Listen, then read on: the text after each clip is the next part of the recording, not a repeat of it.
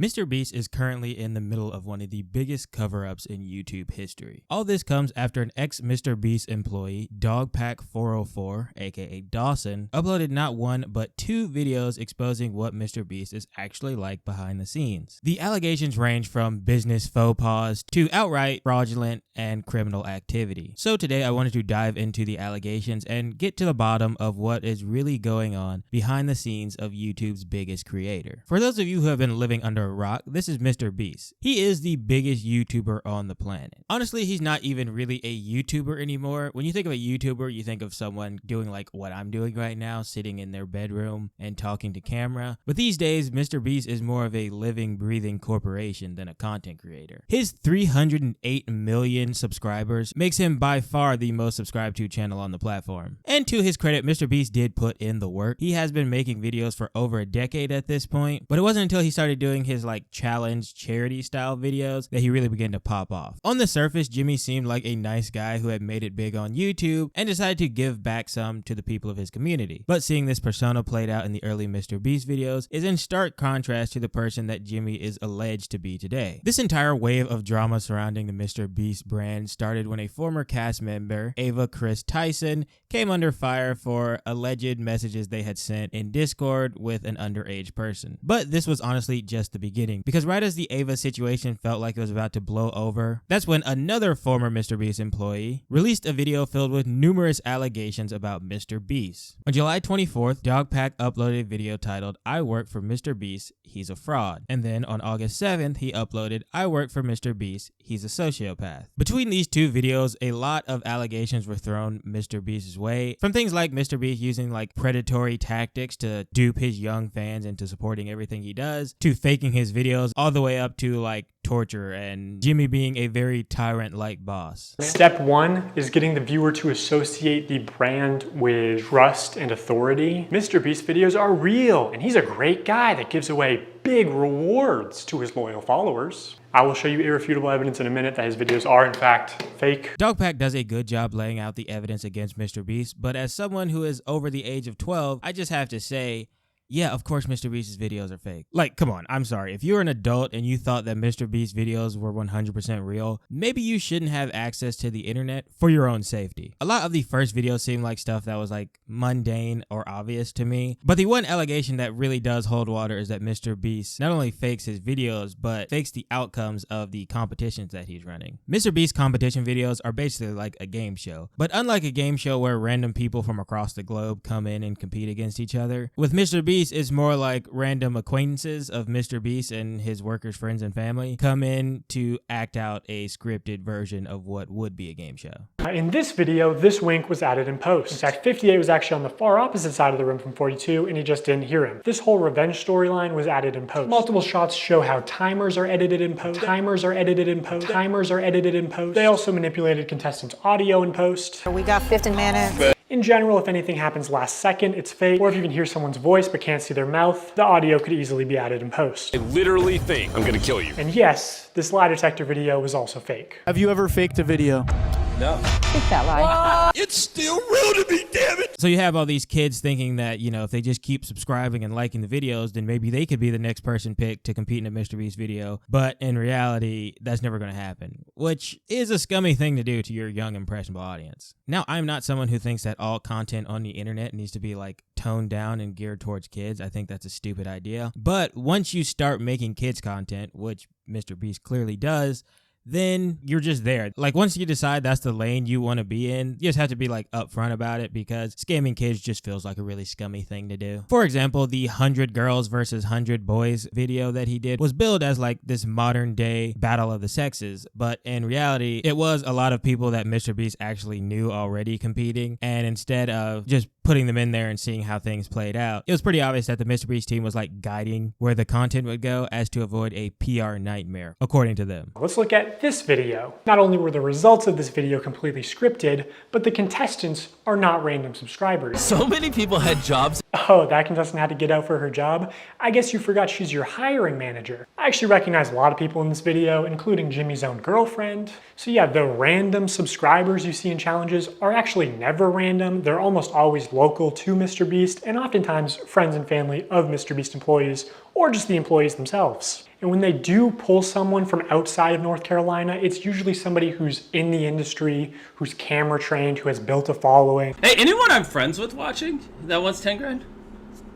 They are never random subscribers. If you subscribe, you will not win $1 million. And what's even worse is that the results of this video were completely scripted. According to a former MrBeast employee, it would have been a PR problem if the boys had won by a lot. And because so many of the female contestants were MrBeast employees who got out immediately, production stepped in to actually make the results of the challenge closer. You can actually see some of this happen on camera, like when Jimmy pays one of the boys $10,000 to leave, which is twice as much as the actual prize money. At another point, he gives the girls a camera drone so they would have been able to see how many boys were left. It doesn't work out, but seeing how much they're willing to help them on camera, I'm willing to believe that they did, in fact, help them off camera. Apparently at the end, they were only monitoring the boys to see if they stepped on the red line and not the girls, so that the girls would win the challenge. And to be clear, obviously the girls had an unfair start with having so many MrBeast employees get out immediately. I think they all did deserve $5,000 for that, but also the boys should deserve a fair chance at winning, I think. I think that's the expectation when you run a game show. So yeah, billing things as an open competition that anyone could be randomly picked at, and then having it just be people you kind of already knew beforehand. While I don't think that it's illegal, to be honest, I think most like reality TV and game shows are produced more than we realize, but building up that trust with your audience and like using it to get them to come in and subscribe and support everything you do and then be lying to them the whole time is kind of a scummy thing to do, even if I think that it's something that's not really that uncommon with content creators, especially ones of that size. Dogpack then goes on to accuse MrBeast of running an illegal lottery, which I don't think is 100% fair. I don't think he was running a lottery, which is actually illegal for anyone outside the government to be running, but I do think what he was doing was kind of a scumbag move. So while not illegal, he still was exploiting that trust that he had built up with his audience to be able to sell like more merch, MrBeast burger, festivals, all that stuff. And this is why marketing to kids always just feels kind of gross, because there's no real way to do it without being predatory, in my opinion. But it seems like MrBeast wasn't even attempting to not be. He was just sort of leaning into the predatory nature of it and using it to his advantage. Like for example, when they had a live stream to sell t-shirts, Jimmy just goes on camera and like falsely claims that they were giving away so much stuff in the packages and,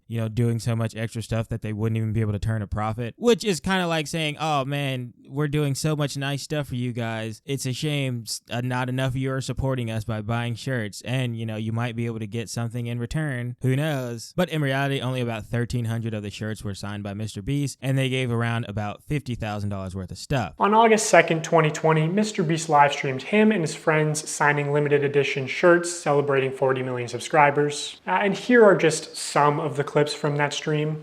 For those of you who are just joining, if you buy one of our limited edition 40 mil special shirts, we're celebrating 40 million subscribers with a really big video, then we will sign that shirt, and some of them will get random prizes like this. Another shady thing he did was constantly suggest that they're doing too many giveaways to make a profit. My guy over there doing the numbers is like, stop, please. It's like, you do realize every time you give away an Xbox and $1,000, you don't make money. I'm like, oh, I know, we're not gonna make money. What are we doing, guys?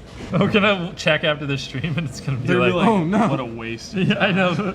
We're gonna break neutral. When there was just no way they were ever even close to losing money on this stream. In 5 hours, they gave away about $50,000 worth of stuff and sold over 50,000 t-shirts. Selling these t-shirts at $42 each, profit margin would be about $22. But even if they were making like $1 per shirt, they would still be fine. Also, by my estimates, only 1 in every 1,600 orders actually won a prize. And I guarantee he has real-time analytics on his laptop. He knows they make more money every time he says, oh my God, guys, we're giving away so much stuff. We're not even gonna make a profit. Please, don't you want me to make a profit? Now, that sounds like a lot because it actually is. But when you put it into perspective that they turned around during that live stream and sold 70,000 shirts for over $40 a piece, you realize that they still made boohoo bucks, despite the fact that MrBeast was crying that they wouldn't even be able to turn a profit. And that was not like an isolated event. That's something that they did pretty much anytime they had a merch drop back in the day, which, as you can see, is just kind of a shitty way to try and get like little kids to go and grab their mom's credit cards and buy MrBeast merch. Like, all you have to do is just click live, talk about how much stuff you're giving away and sneaking into packages,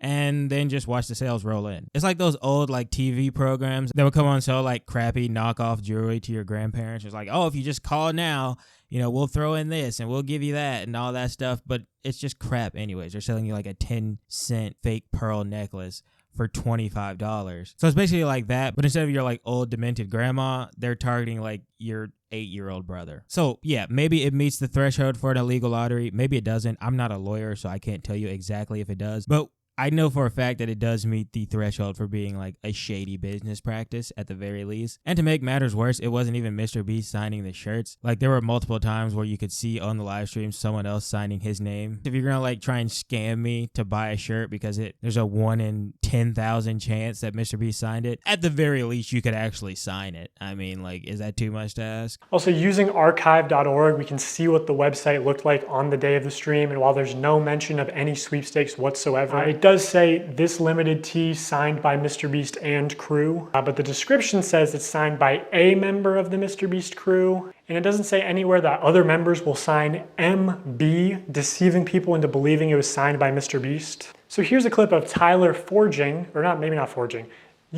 MrBeast's signature. So Tyler signs MB, which is MrBeast's signature. Then he covers it, signs his own initials, TC, smirks, looks around, and then quickly slides the shirt away. Could you make it any more obvious? MrBeast does seem to be drawn to possibly illegal gambling schemes because according to a former partner, he was like very hellbent on doing like the loot box sponsorships that were a thing on YouTube for a hot minute. If you remember, like Rice Gum and Jake Paul did them and got a lot of backlash because it was basically just a giant scam that reportedly they were paying a lot of money to get creators to do because there's a lot of giant creators with young impressionable audiences who do not care about them at all. I mean, at least MrBeast's manager never went on some podcast and talked about how MrBeast really wanted to work with this company. No, what's this? Is there anything you've had to say no to? Yeah, tons. Yeah. So a good example.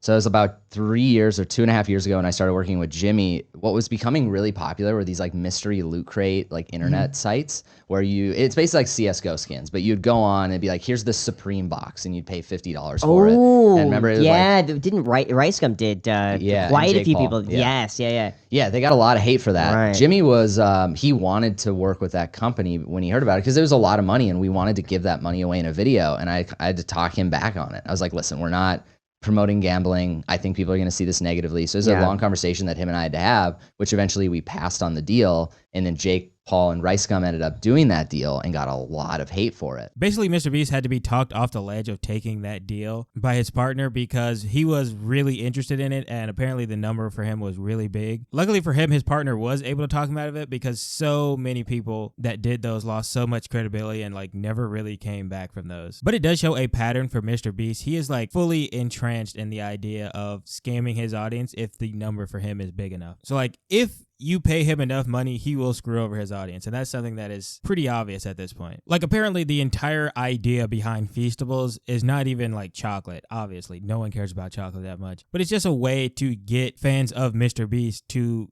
hand over even more money. The entire like mission state of the company is to get kids to associate Feastables with like their dreams coming true. So like if you do scam giveaways and convince kids that, you know, by buying Feastables, they'll increase their chances of becoming part of the MrBeast extended universe, then they'll just convince their parents to go out and buy as much Feastables crap as you can imagine on the off chance that like 1 in a million of them gets to be in a MrBeast video, or gets sent a hoodie or something stupid like that. Which again just feels really predatory, especially when you remember that most of MrBeast fans are like 9-year-olds. My manager literally said at one point that they wanted to associate buying a Feastables with your dream coming true. So they're pitching ideas like, you know, buy a Feastables, win 10K, buy a Feastables out of a vending machine and the vending machine just starts spitting out money, buy a Feastables and it has a ticket to Disney World, whatever, right? And I don't want to put a lot of like hearsay into this video. You should just believe the receipts that I'm showing you and not what I'm saying. But I swear to God, I said to somebody at the company, I feel like Feastables is 70% a chocolate company and 30% a lottery targeting children. And this higher up person at MrBeast said it was probably closer to the other way around and was laughing about it. Like 70% a lottery, 30% a chocolate company. And like I said, this was coming from the top of Feastables. This was deliberate. that they wanted to trick kids into associating Feastables with their dreams coming true. Like even for giveaways and stuff like that, they would go so far as to hide the fact that no purchase was necessary because, again, running a raffle where a purchase is necessary is a lottery and is illegal. So they would put it way deep down and hide it in the fine print so that they could still try and trick people into buying Feastables, even though it wasn't even necessary for any of the competitions that were running. I believe all the Feastables giveaways do have official rules and no purchase necessary clauses somewhere, but it's very difficult to find them. In traditional media, if you advertise a sweepstakes like in a commercial,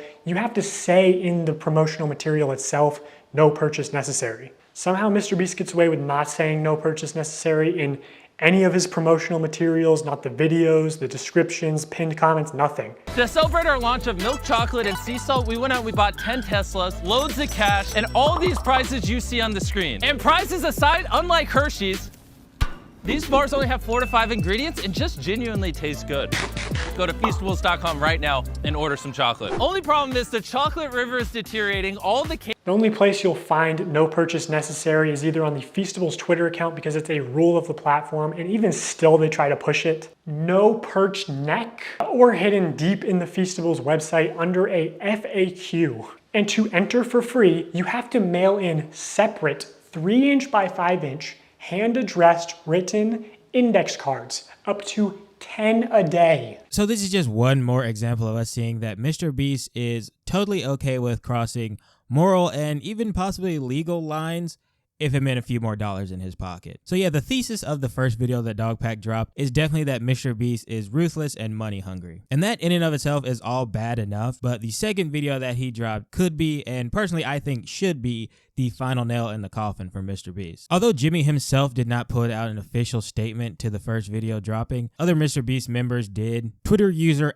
@Chucky went through beat by beat and debunked the Dogpack video. He gave his reason for why everything happened. It's kind of he said, she said. If you want to go through and read it for yourself, you're more than welcome, but I'm not really going to be spending that much time on it because we have an entire other Dogpack video to get through. To kind of sum up the Chucky Twitter thread, he tries to paint Dogpack as a unreliable narrator, an unreliable storyteller. He didn't work at MrBeast that long. Apparently he was on shrooms when he made the video. All this leads to Dogpack receiving a cease and desist from MrBeast, demanding that he take down his videos and his Reddit account. But instead of taking it down, Dogpack would drop another video, this time with much worse allegations in my opinion, and a much more reliable narrator. August 7th, 2024, Dogpack404 releases I worked for MrBeast, he's a sociopath, on his YouTube channel. The meat of this video is just an interview with a former MrBeast employee, Jake Weddle. He worked there for a couple years and then came back later for a single video that we will talk about a little bit later. So Jake was at MrBeast in the early days, and he talks about how he saw things change from a YouTube channel, like a group of friends just making YouTube challenges, you know, as you do, to MrBeast becoming like a corporation and kind of losing the soul, and how that exponential growth changed the content and things behind the scene, including with Jimmy himself. Jake paints Jimmy as a controlling tyrant who often pressures people to get them to do what he wants, and you know, since he's the boss, he can kind of just get away with it because people need money, and claiming that MrBeast creates a work environment that is toxic to the point where employees are forced to like remain on his good side if they want to avoid either getting fired or being mistreated while at work. Basically, Jimmy wants an army of yes men, which is kind of problematic behavior for a boss. One of the examples of this is when Jake told the story of how he was initially fired. Him and another one of the writers went in to ask for a raise, and instead of getting a raise or, you know, just saying no, we're not going to give you a raise at this time, they were both given severance and let go the next day. Yeah, the other thing I talked about was there was another writer there, older comic, black guy. He had a kid, and I got paid more than him, and I thought that was wild because he was older than me, had a child. We're doing the exact same job, and I'm some 20-year-old fuckhead white guy. Why am I getting paid more than him? I brought that up, and one of the things I didn't like about the way some of the V stuff shook out was I feel really guilty about the way this like shook out. Yeah, I was talking to this other writer, like, it's fucked up, you know, that's how the pay is, and I want you to get paid more, you know, because you deserve to get paid more. You know, I don't have a kid. And he didn't want to rock the boat. He desperately didn't want to rock the boat. He's just, I like my job. I like, you know, because when you grow up with, you know, nothing, not to say that he did, but I know I did, you know. You get a little something, you don't want to lose it. So he didn't want to rock the boat. But he said, hey man, if that's how you feel, you know, like if that's like, I trust you. He stood with me. He went to that meeting with me. And I said my piece, and he backed me up. I said, I need XYZ or I'm out of here. And they said, bet. And they gave me a severance check the next day. And they gave him a severance check the next day. And if I knew he was going to lose his job too, I wouldn't have done it. Me, I was over the moon. I was like, you're going to give me a check and I get to leave? You know, I don't get to deal with the how many Orbeez can I fit up my asshole every day? You know, and I get to go home and you're going to pay me to leave. I was over the moon. And he was devastated. All of this flies in the face of the on-screen persona of MrBeast, where he is like this kind-hearted, philanthropic guy who doesn't care about money or anything and just wants to make people happy. Because when the cameras turn off, it seems like Jimmy Donaldson is a ruthless, cutthroat, and extremely money-driven. He doesn't seem to care about how anything he does will affect the people around him. His only goal is to be more famous and more wealthy. Even though Jake was fired from MrBeast for simply asking for a raise, he was invited to come back for a video that, despite being completely shot and that he was paid for, never saw the light of day. According to Jake, MrBeast team offered him to come back to shoot a video where he would be in solitary confinement, but for that he would make $10,000 every day that he stayed in there, and on top of that, he would be able to earn more money through challenges while he was locked up. They also ensured him that proper safety measures would be put in place, considering that the thing that they were asking him to do is considered illegal according to the Supreme Court of the United States. But unfortunately for Jake, a lot of these promises weren't met, and things did not go according to plan, which led to him going through a very traumatic experience for a MrBeast video. There's one video I was in, I got paid a lot for, but it didn't come out. It didn't come out because it didn't go well. There was a video that came out probably like a year ago, something like that. It got a lot of hot water when it came out. It was the like surviving like $10,000 every day you survive in solitary or surviving solitary for whatever. It was one of those solitary confinement videos that got a lot of media attention because everybody saw the premise and thought, what? You shouldn't do that. And people don't know that was the second attempt. The first attempt was on me. And it didn't go well. They were pitching it like at first it's going to be like a luxury vacation. You're going to have like a hot tub and an ice cream machine. And like part of the video is going to be you deciding like, what items am I going to get rid of, you know, today? And it's like the choice. They were like, it's only going to be bad for me to last like 5 days tops when you have like nothing left. You're the first, it's going to be like a breeze for most of it. And by the end of it, after 30 days, you're going to get $300,000 because it's $10,000 a day. And I don't know, man. I grew up poor in North Carolina. I said, excuse me? I'll dance for you if you put that kind of money in my face, sure. They were like, you're going to be locked in this room, and we got to make sure you're on all the time. We're going to have cameras on you all the time, and you're perfect for this because you never shut the fuck up. It looked good on the visual. Like it looks good on camera. You know, it's movie magic bullshit. It was a terrible facility. I mean, it was in one of the studios. They had to like get like a separate like tank for, you know, septic stuff. Yeah, there was a hot tub in it. Yeah, there was an ice cream machine. Like, things were cool and funny on paper. But when you think about stuff, a hot tub that's not connected to a filtration system, give it 3 days, it's gonna stink. You know, there's not a hot water mechanism, so the hot tub was a lukewarm tub at best, which was a silly complaint, but the shower was always cold, and you're taking like a quick shower, and I had cameras 24/7 on me, and the ice cream machine. Let's talk about that for a second. The ice cream machine has 2 modes: on, and off, reeking of smelly dairy mildew. Like, so I got to choose which sense was assaulted at a time. I couldn't have all of them good. So the little things started to build up. You know, there was like the bug thing wasn't like terrible, but it was a factor, and it got to a point where like they weren't turning the lights off. You know, I asked them, I said, can we like have like nighttime hours? You know, and they said no because it would fuck up the time lapse shots. The time lapse of what? Me sleeping or me not sleeping? Yeah, I saw in other videos they did like, oh, you're gonna get XYZ hours of sunlight. Oh, great! Want to know how they figured that one out? I didn't have it. I just wanted to turn the lights off. And I'm vocalizing to people, I wish the lights would turn off. And I go up to my friend, my good friend. And I go, they're not turning the lights off. He goes, what? That's a war crime. We're not allowed to do that to terrorists. Oh, good. 24 hours breaking the Geneva Convention, I guess, is what we're doing. Part of this story that shows just how little MrBeast cares about the people around him was the part where, despite the fact that Jake was showing severe signs of like mental instability and stuff, MrBeast still had them deliver his money and made him say a line about how grateful he was to MrBeast that he'd be able to pay off his student loans. And so he'd come by, he'd get the shots, he'd leave. Sometimes he'd have a note from the director over the phone. That would really piss me off.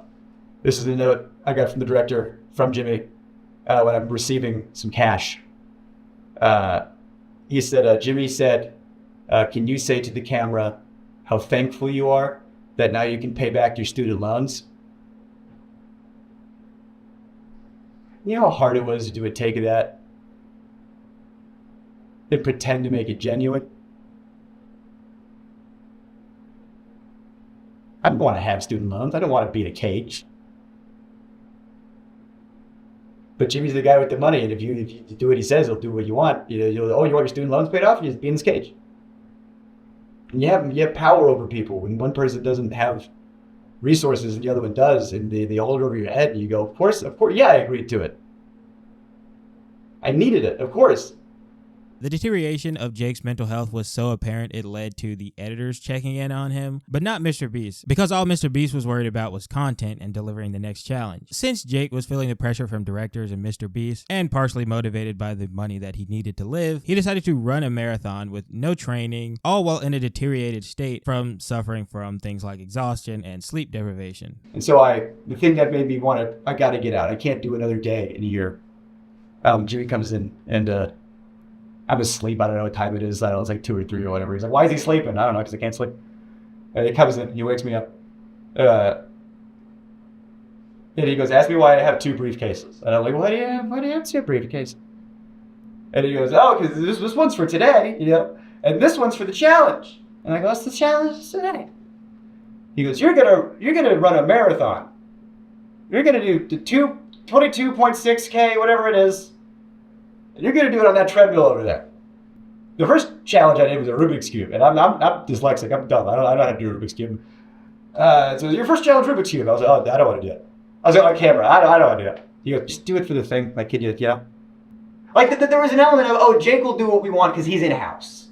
That's one of the reasons why they got me. Jake's, he's an inside guy, so he'll do whatever. We can push him a little extra hard because we know he's good. I couldn't say no to the treadmill thing. Yeah. So I people who run marathons train forever, and it's still hard. Again, writer. Do I look like I run? I don't run, let alone a marathon, let alone that training for it. So I was in a sunlightless, Did you try to say no? Like, did you have a choice, or? Based on the Rubik's Cube thing and based on all the other stuff, like there was so much pressure to just do it, just do the thing, And if I refuse, it's just, that's the whole video. I guess the budget's, so much money up in flames because Jake said he wouldn't want to do the thing. And so I wanted to be a good sport, and I wanted to get the boost, and I wanted the cash, and so I started running at 12. I was able to take some breaks, and I asked him, how long do I have? He goes, until I get back. And I'm running until 3 a.m. All right, I got off the treadmill. Oh, the blisters I had on my feet were like, you wouldn't believe, just all over, just these big red. I couldn't walk. My muscles were like just the lactic acid. I got off the treadmill, and then the people that came in to like ice my feet, make sure I was good. Then that's when I was like, I'm done. I can't. I'm done. I'm out. I'm out. After running for hours on end and getting blisters on his feet and muscle injuries and all that stuff, because, running a marathon is insanely difficult even for people who train for these sort of things, Jake had finally reached his limit and had to quit, so they allowed him to end it early. But despite the shape that Jake was in, clearly suffering from what he had just gone through over the last few days, MrBeast only seemed worried about Jake not taking legal action against them. And I asked him, I said, how much longer are you guys going to keep me in here? And the guy goes, realistically, like at least 7 more days? No. And they didn't let me leave right away either. They wanted to make sure, everything was fine. So I just, slept for a while. They turned the lights off. And they brought, it's like they brought in all my friends, you know, to make it.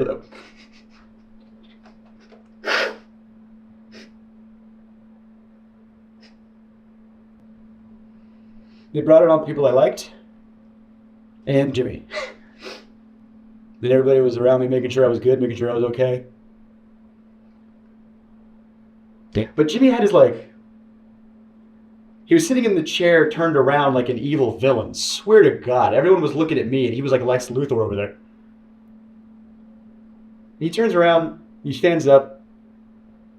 He does the exact same thing when he's pretending to have a human connection. You know when you're watching a video and he's like, oh, stop, you're going to make me cry. And he like touches his eye or whatever as if he's crying. He's just...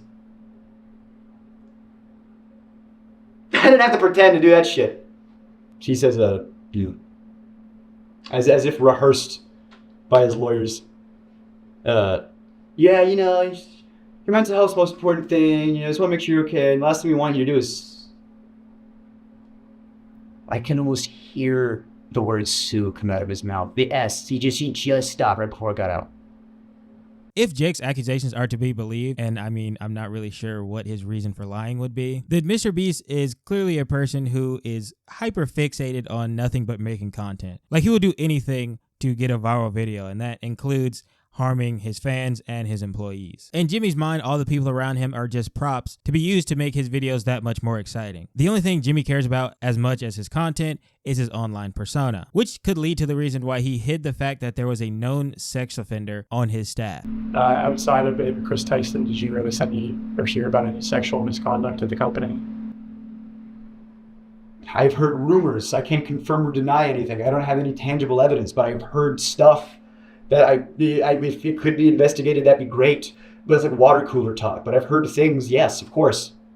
I heard, you know, people have been let go for sexually assaulting some very young people.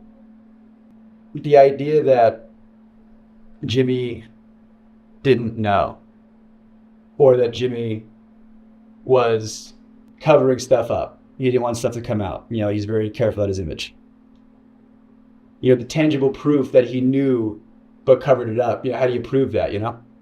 Well, there was a known sex offender, registered sex offender, convicted sex offender on the registry and everything who worked there. And like, you can, you know, someone pees in public, you're on the registry, you know, you get it. You can still have a job after you're on the, that's one thing. You know, you go to prison, you get rehabilitated, that's one thing. You know, like if you do your time, that's fine. I think there should be rehabilitation in this country. But that guy, from what I hear, I can't confirm or deny, from what I hear, he's on the registry for doing some not great stuff to some underage people. And they knew that. And he's working at a channel that has underage people on and around and is targeted to underage people. And they covered up the fact that not only did he work there, but he was like the manager when it all started. And you know that he knew, and because he'll be in videos, he'll be in thumbnails, he'll be around. And whenever he is, he's wearing a mask. Why would you wear a mask? Why would you conceal your face? It's like, what are you concealing? That you are a registered sex offender? And that your face could be looked up on a thing? How much more can you literally cover up a sex offender? Now, I do agree with Jake that rehabilitation is usually the best course of action. People make mistakes and oftentimes deserve a second chance. However, the fact that MrBeast is a channel geared towards kids and this individual is on a sex offender list with his alleged victims being under the age of 12, it just leads you to wonder why you would allow someone like that to have access to kids through the MrBeast channel. Like, I get that people have to have jobs in order to make money to live, but like having a person like that around a set where kids could be on, going to MrBeast events where kids will most likely be at, while being a known sex offender is just wildly irresponsible in my opinion. And it's not like this was known or hidden or a secret or anything. Apparently they used to make jokes about it around the MrBeast offices, which also gives you a peek behind the curtain of what type of culture they had at the company. But when I was there, they called him Delaware. It's like, why do you call him Delaware? I didn't know. Apparently they called him Delaware because he's not allowed to go back to Delaware. That's his nickname? Colloquially? Like, yeah, it's Delaware. Don't ask him why, you know? The fuck?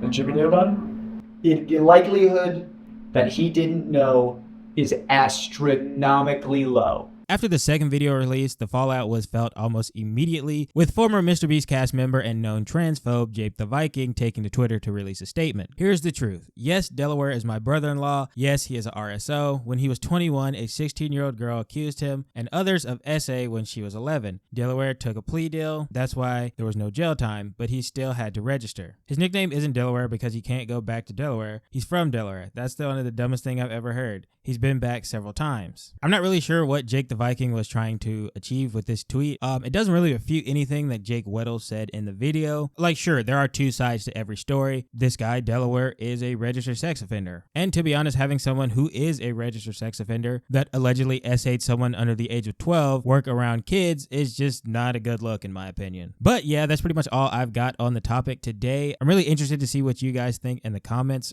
From what I could see online when I was researching for this, things were split, maybe not exactly 50-50, but it was still like 70-30, 60-40, somewhere in there. So I'm interested to see what you guys think and see how things have split since I started researching and writing this video. But yeah, once again, thank you all for watching. Make sure you like, subscribe, ring the bell, all that fun stuff. It really does help out me and the channel. And most importantly, have an amazing rest of your day. Okay, bye.